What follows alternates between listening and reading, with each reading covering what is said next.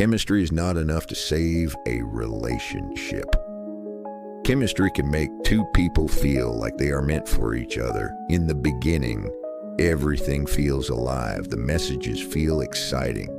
The attention feels powerful. The small similarities feel like signs. The attraction feels like proof. And because the feeling is so strong, many people believe the relationship must be strong too. But chemistry is not the same as foundation. Chemistry can start a relationship, but it cannot carry everything that life will later ask from it. At the beginning, people often fall in love with a feeling. They fall in love with possibility.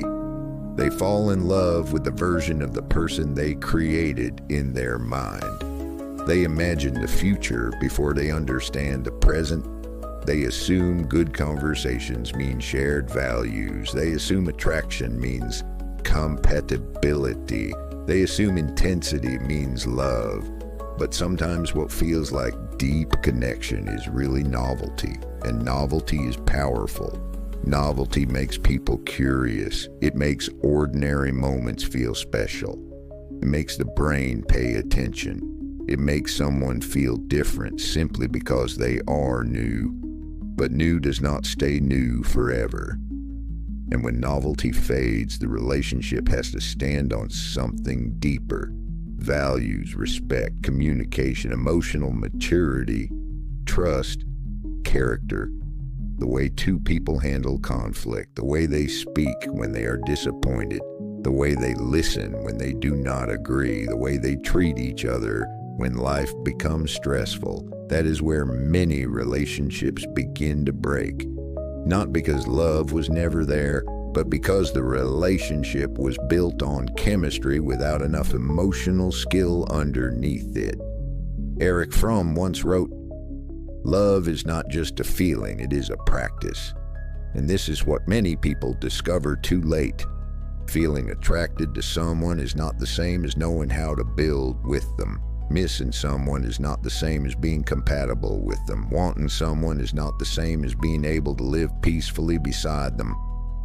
A relationship does not survive only because two people once felt excited. It survives because they know how to repair, how to communicate, how to respect differences, how to stay honest, how to handle boredom without destroying the bond. Because every relationship eventually leaves the honeymoon stage. The question is not, do we feel excited all the time? The real question is, what remains when the excitement is gone? When the novelty is gone, what stays is the values people hold. If there is respect, the relationship can breathe. If there is honesty, trust can grow. If there is emotional maturity, conflict does not have to become destruction. If there is shared vision, two people can move in the same direction.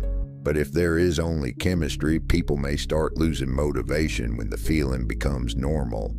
They may begin to think the relationship is failing simply because it no longer feels like the beginning.